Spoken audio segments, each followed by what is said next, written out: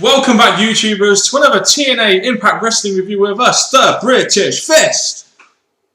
Oh yeah. Catching. What the fuck was I doing? I forgot to do the British Fist salute. God damn, I should shoot myself. I am Mr. Parkin, the man who forgets the British Fist salute. One man who doesn't forget it because he is British Fist loyal. It's NJ. What's up? Indeed. Make sure you subscribe above, like this video, and comment your thoughts on this Impact Wrestling show down below. Make sure you contact us in the links in the description box below. Yes, we are 3 weeks away from Victory Road, where Bobby Roode and Sting will main event. It was interesting to see if this show was going to give us any more direction for that pay-per-view. And of course, it seems like as well they're trying to give us some direction for Lockdown as well by what they've done tonight. We open up the show, not with Bobby Roode this week, but with Kurt Angle. And to be honest with you, I can see this making a lot of sense, mainly because Kurt Angle is a guy that a lot of mainstream fans can associate with his time in WWE. He was a big star for them. And then you have Jeff Hardy in the same segment. So you have these two guys who are very well known in the mainstream fans and casual fans as well. So why not start off with these two? The thing about this is the way that they had Kurt Angle obviously mentioned a lot about Jeff, really bringing it up. At first I was thinking, yes, some of the points were entertaining, but it just really didn't feel like Angle's segment to me. And it got better when Jeff came out. Yeah, it didn't. I see what you're saying there. It didn't feel like much of an Angle segment. He's talking about how much he hates Hardy. That he's talking from the cue cards and all that kind of bollocks.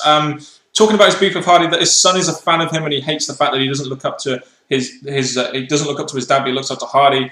I think of all the reasons he mentioned, I don't see why did he not mention the bullshit of Victory Road. Why didn't he come out and say, well, Jeff Hardy, I hate the fact that you're still in the main event slot when you fucked up this time last year at Victory Road. I think that would have been a better reason for him and really would have, done a bit better for the segment, in my opinion. Because I don't really like comparing, but if we go to WWE, when Punk points out things that obviously affect the WWE, and this could have been Angle's time to point out something that Jeff's done, that obviously would make a lot of sense. So I'm thinking this would have been the perfect time for him to make a serious point at the very end of his segment. Yes, I would have thought so too. And then he calls out Jeff Hardy. Hardy comes out, and they have that little brawling confrontation, and we find out that we're going to get Angle versus Hardy at Victory Road. So it was pretty short and quick, even though Angle's didn't feel like a real Angle promo. We got a match set up for the pay-per-view. We opened up the show with two very well-known superstars. The only fault I had was the fact that the Angle stuff really wasn't as good as I thought it was, but the brawl and everything was pretty decent. The Jeff Hardy involvement, again, it made up for the Angle thing in my opinion, and we got a match out of it, so job done there. We have Roode talking about Sting booking himself in the main event being bad for business. I think, to be honest with you, in this episode of TNA Impact, Bobby Roode was the main talker for the Smark marks tonight, wasn't he? He was indeed. And with him talking here again, yes, people have different opinions about Sting getting involved, so maybe he has some sense of what he's saying, but again, it's all adding up to their match coming up to at the pay-per-view. Yeah, and then we got Austin Aries coming in, which was quite interesting, random but interesting. And to be honest with you, when I looked at this, I thought to myself, two guys in suits, two dominant champions. Why not? They would make a good team. But this whole thing was built throughout the night, wasn't it? You had Austin Aries and Bully Ray talking about their beef with Sting, and then you had Bully Ray later on talking about their beef with Sting, and this would eventually lead to the main event. So they started off very soon. They built up to the main event, I thought, very well throughout this whole show. Well, the way I look at it is that they're rounding up all the strong heels together, and that's what they've done. They picked out the three best heels on TNA, and they're all working their way towards the main event, which I like. We had, as announced last week, AJ Styles challenged Kaz and Daniels to a gauntlet match. We had the gauntlet match this week. We had the whole thing with AJ Styles saying that before the match, if AJ wins this gauntlet match, then the secret is going to be out as to what Daniels has over Kaz. And Kaz accepts on behalf of Daniels. And, the match itself, so it had some point to it, which was good. The match itself got a good amount of time. You had that whole thing with Kaz coming in and getting Daniels DQ'd so he could get the pin on AJ, I should say. You'd never get pinned. You ain't putting anyone over, brother. But anyway, he gets the pin on AJ Styles, and that kind of was an interesting little dynamic. It kind of makes me think they may have some kind of triple threat match at Lockdown. Just from the way they're doing this now, that's what it seems like to me. Well, it looks like it could be going that way, and obviously I think Kazarian's ready to part ways from Daniels, and it's all adding things up. So I'm looking forward to the continued build, because I think they are definitely building something here. I'm just hoping it does not lead to another AJ and Daniels feud, because that's been replayed over and over again. Yes. Add Kazarian, make it interesting, and this could be a way to put Kazarian over one way or another. Definitely so. I still think having the commercial 2 minutes into the match when you could have gone to an advert before the match was a bit of a downer for me. It kind of affected the viewing of the match. But overall, it was a pretty good segment, and the match was pretty good. The storyline advancement was also pretty interesting, to say the least, because I didn't expect any of that to happen in the match. Give it that. We had a backstage segment with Gail Kim. Basically, I wonder why the fuck Gail Kim is kissing up to Madison Rayne, but she basically set up a match between Madison Rayne and ODB later tonight, which came next. The match itself went about 3 minutes. The one thing that annoyed me about this match was the fact that Eric Young, again, is just so distracting in these spots, isn't he? It just pisses me off. And the thing is, with him having all this involvement, it really drags my attention away from the actual match. Tag me in! Because with ODB, as I've said before, she puts on entertaining matches, and Eric Young really drags it out. So, take away Eric Young, the match itself was pretty good, but kind of short. Kind of like I was dragging out the review of all the bullshit I was doing there, eh? Yep. Basically, we get Gail Kim kind of fails to interfere and Madison Rayne loses, and we kind of get the tease that Gail Kim did that on purpose. So it's hyping up their feud. It's just a shame that we don't really want to see Madison Rayne in that spot. Why the fuck do we want to see Madison Rayne versus Gail Kim? It just my point amuses me. Is that, again, a number one contender has lost a match. I know there's still weeks to build her up or whatever, but she's lost a match, so it's not really making her look good, but at the same time, it is Madison Rayne, so we don't really care. Yeah, and ODB beating her would make a ton of sense, in my opinion, just because of that. The ODB is massive, and Madison Rayne's offense just looks shit on ODB, and if she won that, it would have been a joke, but glad that ODB won, and it was short. That's the main thing.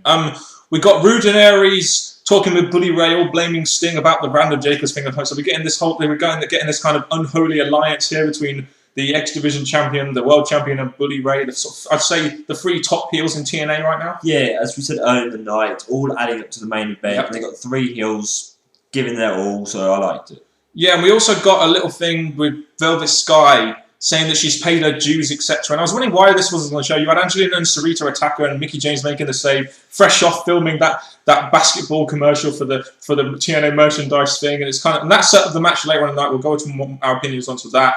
And it seems like they're also doing this thing with Garrett Bischoff, where they had Garrett Bischoff and Flair talking, and it's kind of like, why? Is it setting up a Flair versus Garrett match next week or something? That's what I thought straight away, because the way Ric Flair was talking, he was taking full control of this, and it was made me think they're going to do a match like that. And I was like, Flair wrestling, no. Garrett getting a win probably over Flair, no. So, and you mentioned during the show you felt this part of the show dragged. Explain why. It started to, because right here, yes, there was parts of it that had direction, which we'll get to later, but there was just like segments. There was a whole TV segment of segments, which does disappoint me sometimes. It took my attention away, because this is when I started to realise that we're getting towards the important part of the show, the main event, but there was just segments and just took my attention away a bit. The one TV show segment with segments does disappoint me with TNA do that. And our main event of the evening, we got Bobby Roode, Austin Aries, and Bully Ray coming out for a promo, basically blaming Sting for all their problems. And it's interesting in the fact that, they all got some mic time, which I felt was really, really good in this segment. They all got some mic time. Even the X Division champ Austin Aries in a prominent spot got some mic time, and I liked that a lot. Well, with these three, the way they've been building up, I'm glad that, yes, they had numerous segments, but it was all adding up to their character and the match. The fact they all got mic time is obviously, as they got the hour part of the show, it gives them importance, and I just thought this segment was nicely done. They held a protest in the ring, didn't they? That was quite funny. I ain't doing this review until Sting comes out and puts that match off against me down at Victory Road. Yeah. I'm guessing these guys out there probably want us to carry on the review, though. Yes, and Sting obviously comes out when the lights go out. He's standing there just staring, and he speaks to each individual one of them and just makes them think, you're not quitting because of each reason. Would you get paid if you didn't have a job? Would you be stripped of the championship if you didn't have a job? That was some good shit. You had Sting making the appearance, making Bully Ray, Aries, and Rude versus James Storm and Magnus and Samoa Joe in a 6-man main event for tonight. And I don't know about you, NJ, but I was looking forward to that. But we'll give our opinions on that one when we get to the main event itself. But our main event segment, you know, it was building up throughout the night. This gave us our main event. It was well done, in my opinion. I did enjoy this segment. The way they built it up, I give it thumbs up to that, but I'll give you more of how it felt overall at the main event. As will I. We got another Jesse Sorensen video package. I like these video packages. I mean, we're getting them every week. Makes Jesse Sorensen seem like a bigger deal, doesn't it? Especially when his mum's there with him and they're going through the emotions of the injury and everything. The fact that he's had an injury that weren't TNA's fault, and they're actually giving him something each show to rebuild him back up. I think it's really nicely done. Real good for TNA to do so. And it seems like TNA are going to have a really, really massive storyline on their hands because they've got Zima Ion talking about, you know, oh, he's glad he went out there and broke his neck getting heel heat and stuff. And some may call that distasteful. But some may say that this is setting up a massive storyline between Jesse Sorensen and Zima Ion when Jesse Sorensen eventually comes back from his injury, don't you think? I think it'll have a good feud there and obviously lead to another number one contender or just a way to get Jesse Sorensen into the top picture. So something to look forward to. It will be a big thing once Jesse Sorensen comes back, in my opinion. They're doing it quite well. They're planting the seeds for it well with these video packages, in my opinion, and having Zima Ion talking about him, basically. Next, we had X Division action, Shannon Moore versus Zima Ion. Nothing really much to say about this other than the fact that it went about 3.5 minutes. You've got your number one contender looking strong. There wasn't really too much else to say about it, was there? It was good action. No, I guess they're using one of the X Divisions that no one really cared about, Shannon Moore, to put over Zima Ion, rather than Alex Shelley. Yeah, so I think it's nicely done here. Yeah, just a simple segment, not too much to say about. I enjoy some X Division action, so I was glad I got it on my TV and a little bit in the main event as well. We also got a little video package where TNA are talking about fans mattering. You know, they're trying to, I guess this is kind of an advertisement for their live shows. And I've heard from a lot of very reliable sources that their live shows are pretty fan interactive. And, you know, I mean, having a live show thing on there is not bad. Yeah, it's just on the show. The segment was okay. Maybe a bit long when it was coming up to giving the rest of the show, but it got their point across. People were praising it, so I think it did its job in this part of the show. It makes the product look like a big deal from a fan's perspective, really, doesn't it? Next, we had Knockouts tag action. Mickie James and Velvet Sky versus Angelina and Sarita, which was set up earlier in the night. I do wonder if they're trying to build up Velvet Sky to a championship match against Gail Kim at Lockdown with this segment. Well, the way they've been giving Velvet Sky backstage segments and now this, it's really showing her character and her as a knockout. So I'm guessing they're going to have some plan for her, which will probably be put back into the title picture. And we kind of got Mickie James there. It's kind of a shame, really, that Mickie James is basically there to try and put over Velvet Sky. Mickie James, Angelina, and Sarita basically did all the work in this match, so Velvet Sky could get the pin.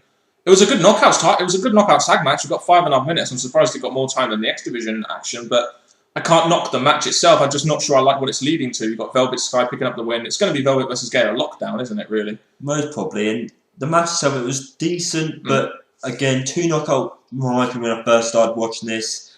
But the way it's going, I'm not really interested because I'm more interested in like Mickie James, Angelina Love and that. But again, they want Velvet Sky back in the title picture, so we have to accept it. Yeah, unfortunately, as TNA fans, we do have to accept some shit sometimes, don't we?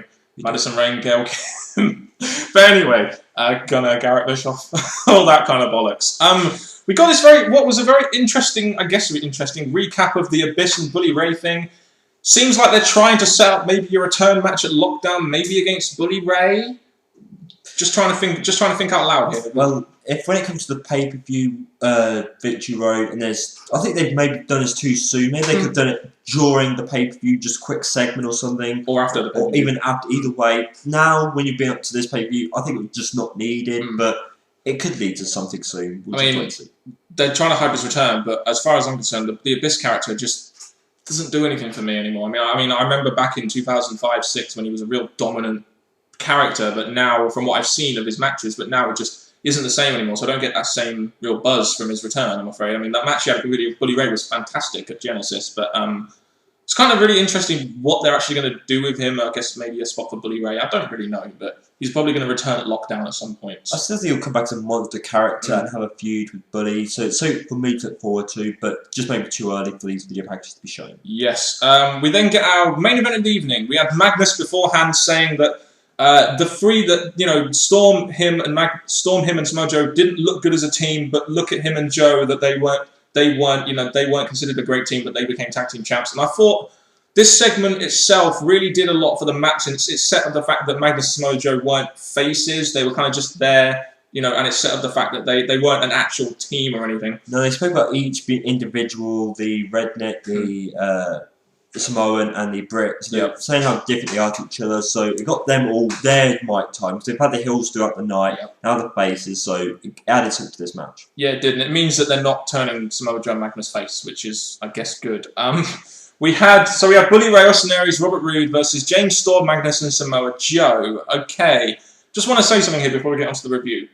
You've got your tag champions, you've got your X Division champion, and you've got your world champion, all in one match.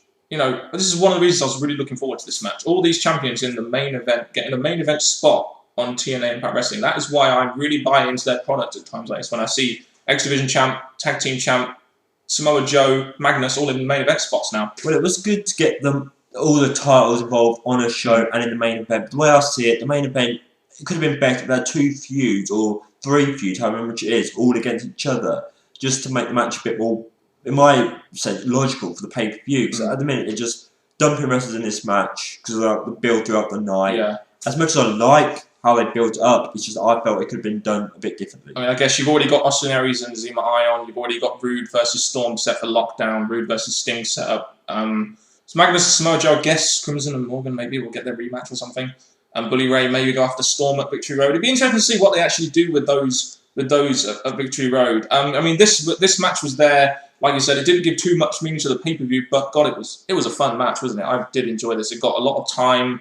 You've got guys like Samoa Joe, James Storm, Austin Aries in the main event slot. They did make the tag champs look strong in this, I'm going to give that, because throughout the match, it's like Samoa Joe was there dominating, and then they had the other ones having their bit in the match. So overall, they did a good job at making certain wrestlers look strong, especially not the main eventers, but the other talent look strong. Yeah, and the crowd were quite into this as well, weren't they? They were chanting, Joe, Joe, Joe, Joe, Joe. It just shows you, you've got Joe and Magnus there, who are heel tag team champions, but they were instantly over his faces as soon as they entered that match, weren't they? They were. It looked that way, yeah. So a good main event, would you say? I do give it a good thumbs up, even though I had some disagreement with it. It did work out to be a really good main event. Storm got the pin on Roode. You could argue, really, Roode shouldn't eat the pin. But Bully Ray basically beats on everyone with a chair after the match. This kind of teases the whole Storm versus Bully Ray match at Victory Road, which I guess would make sense, as you kind of need a filler match for maybe both of these guys going into lockdown, especially a James Storm who needs to look strong going into the pay-per-view. I think that looks like the direction they're kind of going in with this from how they did this segment. I think it would make a lot of sense. They're the only two that are not really doing anything, so if they build up to their match, it'll be another match on the card. Yes, indeed. So, build for Victory Road, you've got some build for fucking lockdown as well, but I mean, what were your overall thoughts on this show? Overall, give me your thoughts. Overall, I thought it was a pretty good show. There were some parts in it that I thought weren't needed, or so that I really didn't find that interesting. But it has gave us direction for pay-per-view, so I'm going to give them a thumbs up for that. Yeah, I mean, it gave us some decent, not great, but decent direction into Victory Road. The main event I really did enjoy. There was a lot of decent matches on there as well. The show did have parts which dragged, but it was generally flowed very well with the whole main event kind of being featured a lot, which is how it should be. You've got guys like Aries, the tag champs in there, Bully Ray, etc. So I don't have too many problems with this show. I would have liked it to maybe have focused on the pay-per-view a little bit more, but it looks like they're kind of trying to use TV time at the moment because they've still got 2 more shows to Victory Road to try and hype up some stuff for Lockdown. I mean, Lockdown, you've got Velvet Sky getting the win. She's probably going to get a match with Gail Kim after the show, but generally pleased. B- kind of grade. That's what I'm thinking. Solid show. Yeah? B-. All right, fair enough. So get your thoughts, guys, down in that comment section below if you have any thoughts on this TNA Impact Wrestling show. And better than that main event. Better than having the X Division, the Tag Champ, and the World Champ all in one match. Well, we have NJ here to give you guys the outro. Notice how much I put you over in these outros, NJ.